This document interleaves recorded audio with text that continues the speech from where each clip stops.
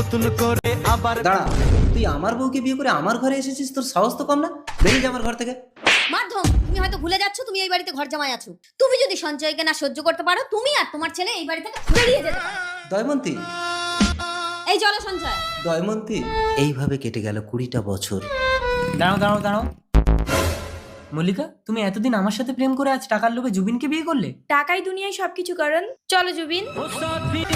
তোকে এর প্রতিশোধ নিতে হবে, কারণ বাবা, তাই তুই ওদের সবকিছু কেড়ে নিবি। কি করে বাবা? দেখ, জুবিন ভীষণ জুয়া খেলতে ভালোবাসে। তুই আমাকে মেরে দে, আমি টিকটিকি হয়ে ওদের ঘরে থাকবো। তুই জুবিনের সাথে জুয়া খেলতে যাবি, আমি মিথ্যে কথা সাড়া দিয়ে ওকে জুয়ায় সর্বশান্ত করবো। আমাকে ক্ষমা করো বাবা।